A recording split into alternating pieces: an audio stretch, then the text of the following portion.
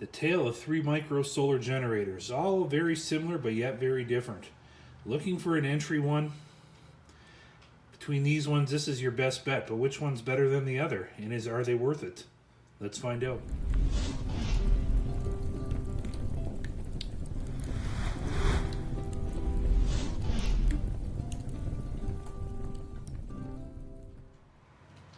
Alright guys, before I get started here, a big thank you from the bottom of my heart to the individual who gave me this All Powers 300 watt 600. I'm blessed, truly blessed to have friends like this, not just because he gave me this, but the individual and his family are just, they're just miraculous people, and I'm so honored and blessed to have them in my life. But anyways, getting on to the video. I get a lot of questions now about micro solar generators. More and more people don't have the means to, buy 2,000, 3,000 watts, but they want something just to keep the internet going, keep their phones charged or their laptops charged. This is where micro solar generators come in. Why these two brands? All Powers and Blue Yeti, because right now they seem to be the most affordable on the market. I've done a video on this one and I've nothing but slandered it, but since then I've been using it daily. This is what basically runs my internet and keeps my light on at night, and it just hooked up to a solar panel all the time, and I love it. So let's get into it. We're going to get into the wattage, how I tested these things, and you can make the final decision which one of these is best for you. So to start, the Blue Yeti, pretty much Bluetooth app. Lithium iron phosphate battery, which means it'll maintain 80% of its charge over 10 years. Draining it top to bottom every day for 10 years, you'll maintain 80% of its charge. This is 268 watt hours. That's what it says, and then you're going to take away some watt hours to run the fan, run everything else, the inverter that's in there. It's a 600 watt inverter. This is the All Powers. Or let's back up here. Right now you can get this for $300 on the Blue Yeti website. $299. This is the All Power, same thing. This is 299 watt hours with a 600 watt inverter. This thing here, you can get this on their website for under 300 bucks. Through Amazon especially, I think it's $299 with a $50 or $70 off. So you're getting the thing for under 300 bucks right now. This is also a lithium iron phosphate battery, and it has Bluetooth. They all have the same, ports, USB, USB-C, 12 volt, 120, and whatnot. This is the All Powers smaller version, the original version to this. This one here is 288 watt hours, but it's lithium batteries, just straightforward lithium ion batteries. No lithium iron phosphate, so which means this you could probably charge every day for about 3 years from top to bottom. Let it drain, fill it up, and by then it will maintain, after that it'll maintain about 80% of its charge. This one here, being the lithium iron phosphate batteries, they will maintain the same level for 10 years guaranteed before they start to dwindle. Now, let's talk about, and this here also, you can get this for under $250 also on Amazon. How I tested these, and the reason why I don't have Jackery here or any other brands, because of cost.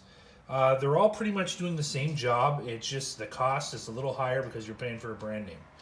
I wanted a way to test these equally and see how they run. So basically it was this. I got a little Honeywell. This heater is 250, it says 250 watts on the bottom when you plug it into my plug on the wall, and I check how much wattage it's drawing. It's drawing 250 watts on high. So, that being established, I'm going to run each one of these, plug them in, I'm going to run each one until they run down.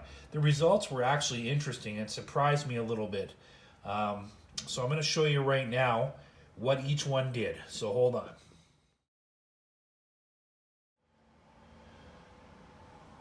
So, this running for 56 minutes and 9 seconds.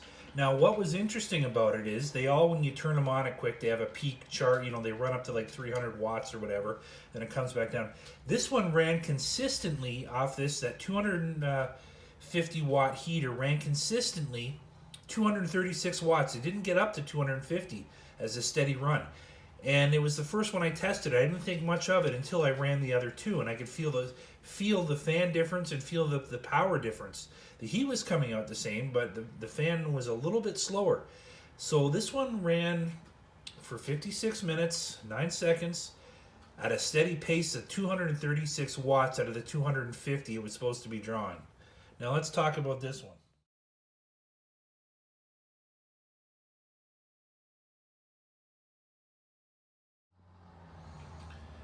Now this one I'm not surprised at when I looked at a 300 watt hour unit, 299, and the minus what you got to take away to run the fans, run the inverter. They're all pure sine wave inverters. This one ran for 1 hour. Maybe 30 seconds difference because I turned my head for a second when it actually stopped, but we'll say 1 hour. Now what I found interesting on, when this all powers, ran a consistent wattage of 244 watts non-stop, and you could feel the difference, or hear the power difference in the fan between the 236 the heater was pulling out of here and the 244. I found that very interesting. I thought for sure the heater pulled what the heater pulled.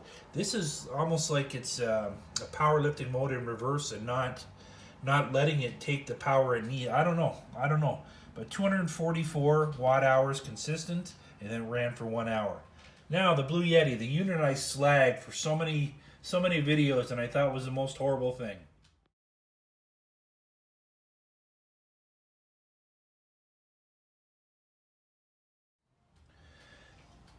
This being 268 watt hours, ran less than this. This ran for 47 minutes, but it ran at the 250 watts true. It ran that non-stop for 10, and it was the most that you could hear. You could hear this heater was working full tilt compared to this, and definitely compared to these two here. So reality is, I mean, this was technically the more powerful one at 299 watt hours. This one was 268 hours and ran for 10 minutes shorter, but it pumped out the most power. I don't know. They're all similar, but they're all different. So basically, guys, what I'm saying is you can decide, you got the numbers, you can see what it is. They're all similar as far as the outputs. They're all pretty similar, close to wattage, 288, 299, 268. They all use Bluetooth. They all have wireless charging on top. As finicky as they all are, I'm not a huge fan of wireless charging because you got to find that sweet spot. They all can run off solar, plug into solar. They all plug into your wall, and they all can plug into a 12-volt cigarette lighter to charge. So, I mean, right now, these are the top 3 economical reasons, or top 3 economical brands, top 2, those being the same brand, to choose from. Everything else is way too expensive or way underperforming. So just some food for thought. That's the information I can give you. So if you're looking for an entry level, which I know there's a couple of you are, and you're asking me questions about it, here's my recommendations, and you can go from here.